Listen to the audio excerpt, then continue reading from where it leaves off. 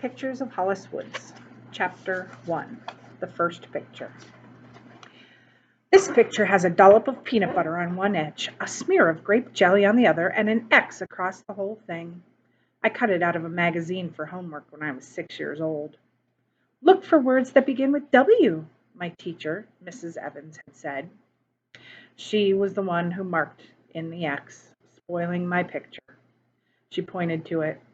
This is a picture of a family, Hollis. A mother, M, a father, F, a brother, B, a sister, S. They're standing in front of their house, H. I don't see one W word here. I opened my mouth to say, how about W for wish, or W for want, or W for wouldn't it be loverly, like the song the music teacher had taught us. But Mrs. Evans was at the next table by that time, shushing me over her shoulder. "Whoo-wee," said the kid with the dirty nails who sat next to me. "You don't know anything, Hollis Woods." I reached for my crayon and dug an X into her picture of a snow-white washing machine. "Too bad you can't use it to get your hands clean," I said.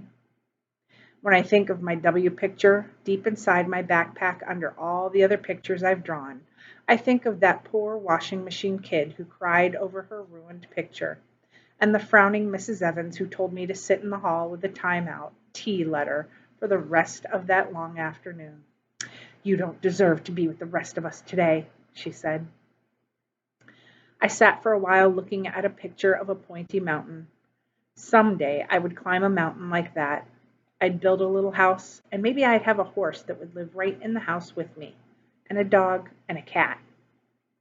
When I saw the principal coming down the hall, I picked myself up and walked out the door.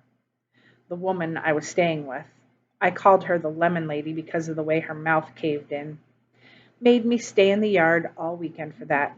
"You think you're so tough," she said. "I'll show you tough." That foolish woman forgot that as long as I had a pencil and a paper, I'd get along. I drew her with her pursed lips, then tied her picture to the tree for target practice with gravel from the path. But when I think of my W picture, mostly I think of the Reagan's house and branches. I think of the old man and Izzy and their son Stephen. All they needed to match my picture was a girl, G. And that's what I thought the morning I ran away from them, touching the great holly bushes, feeling their sharpness and the sticky evergreen branches that hung over the dirt road leading to town.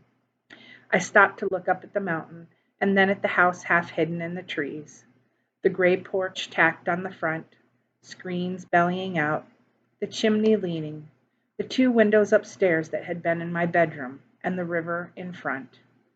My river, the Delaware River. That day I thought I'd never see any of it again. N, never, and in my mind I drew an X over all of them, and over me, too.